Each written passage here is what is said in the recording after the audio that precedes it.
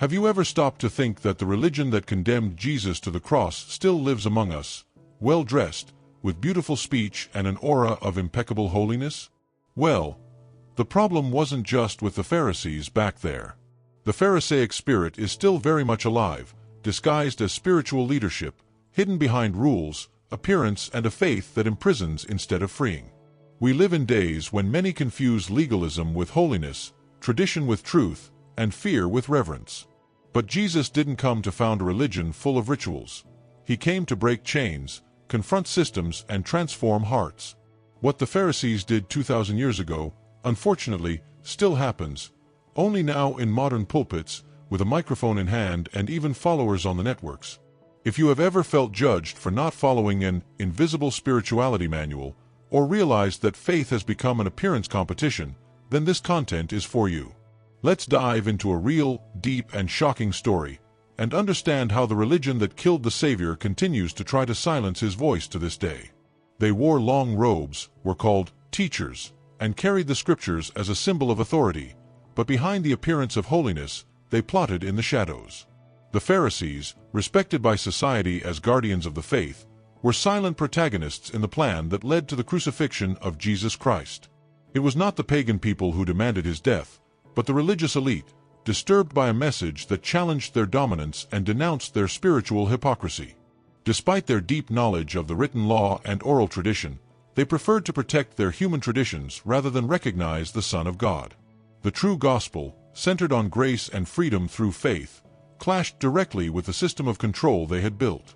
They feared losing the spiritual power they wielded over the people, and they used spiritual fear as a tool to manipulate. Jesus did not die at the hands of wicked strangers, but by those who claimed to represent him.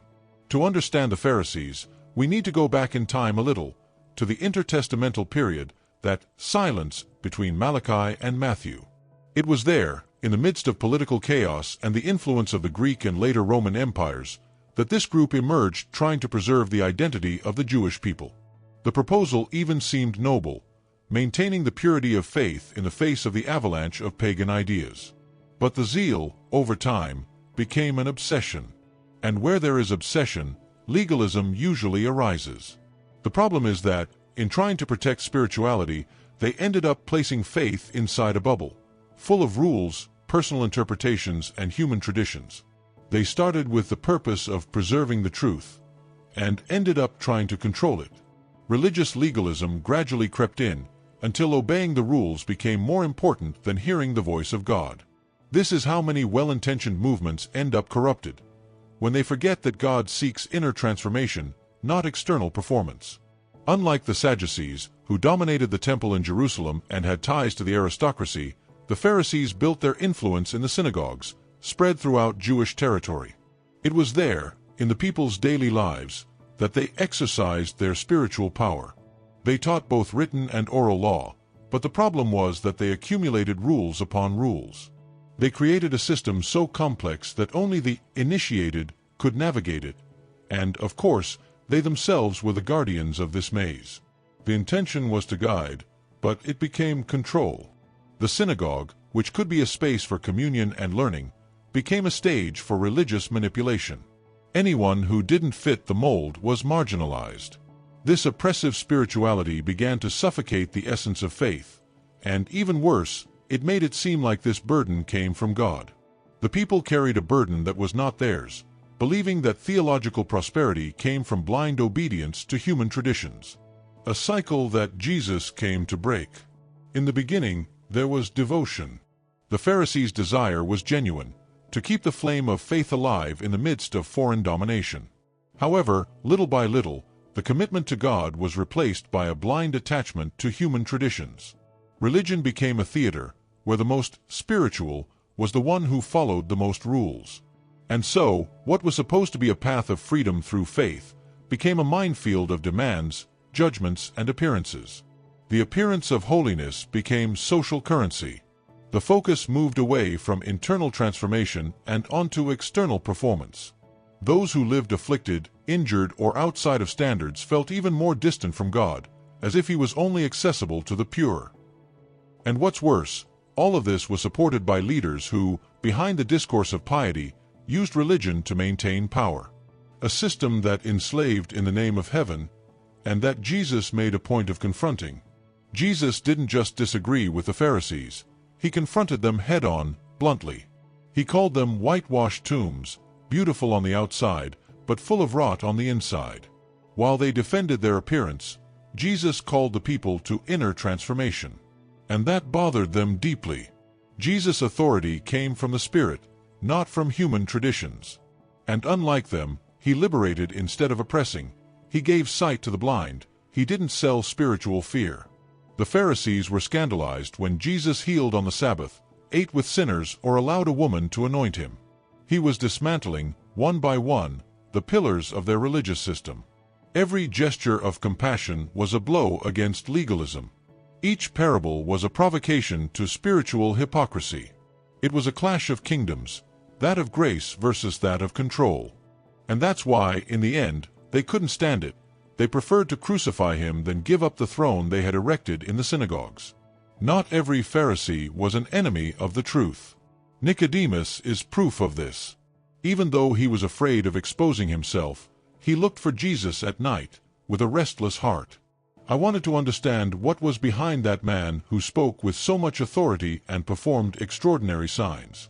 Over time, his faith matured, and at the end of the story, there he was, together with Joseph of Arimathea, taking care of Jesus' body after the crucifixion. A Pharisee, yes, but now moved by faith, not fear. And who would have thought that the greatest persecutor of the church would be transformed into the greatest preacher of the gospel?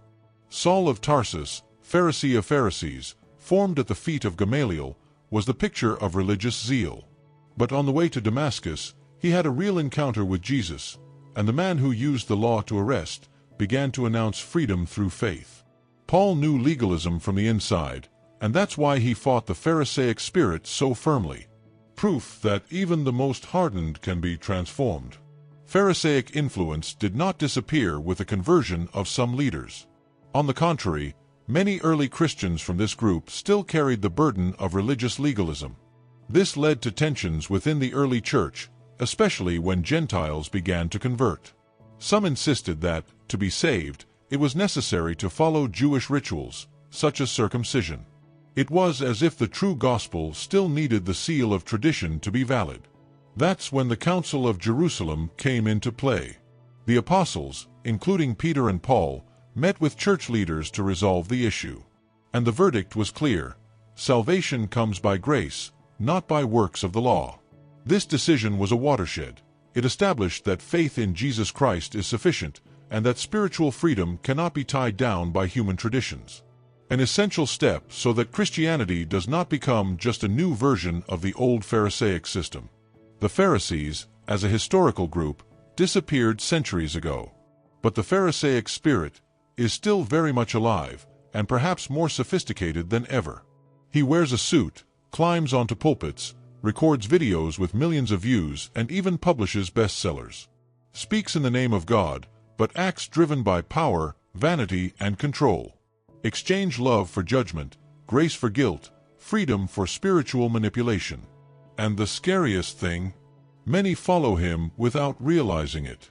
Today, we see leaders who demand blind loyalty, impose human doctrines as absolute truths, and confuse theological prosperity with genuine spirituality. The appearance of holiness has become marketing. It's the same old system of legalism and hypocrisy, now with Wi-Fi. But Jesus' call remains the same: woe to you, Pharisees! And if we don't watch, we run the risk of defending the gospel with our mouths and denying it through practice, repeating the mistakes of those who crucified Christ himself. What happened 2,000 years ago continues to echo in the halls of churches today. The current Pharisaic spirit does not walk around in sandals, but with a microphone in hand, often speaking with authority, but without compassion. It's easy to identify. They are leaders who prioritize rituals over relationships, who put rules above grace and make people fear God more than love him. Jesus did not found a modern religion of appearances, but a living faith that begins in the heart. This is why the warning remains urgent: discernment. Not everything that seems holy comes from God. The true gospel frees, does not imprison. He welcomes the broken, does not push them away. The confrontation with Jesus is still happening, only now within the churches. And each of us needs to decide whether we will follow his model or the model of the Pharisees. True faith calls us to look inward, not just outward, because inner transformation is what really matters. Looking at the Pharisees is often like looking into an uncomfortable mirror. We realize that the battle between grace and legalism, between sincerity and hypocrisy, is still very much alive. How many times do we demand from others what we cannot even fulfill? How often do we seek human approval more than inner transformation? The story of the Pharisees is not just about them, it is about us too, and about the urgent need to return to the center of faith, Jesus Christ. Even with so many mistakes, the Pharisees left a paradoxical legacy. They were responsible for preserving the Scriptures and unwittingly helped shape the theological debates that defined early Christianity. His confrontations with Jesus served as a framework for the message of grace. And today, his story remains a powerful tool to remind us that appearances of holiness are no substitute for genuine spiritual power. After all, the greatest enemy of faith may be closer than we imagine, even within us. And now, what do we do with all this? The story of the Pharisees is not just a distant warning, it is a personal calling. Are we really living the true gospel? Or have we, without realizing it, embraced a religion of appearances, rules, and spiritual fear?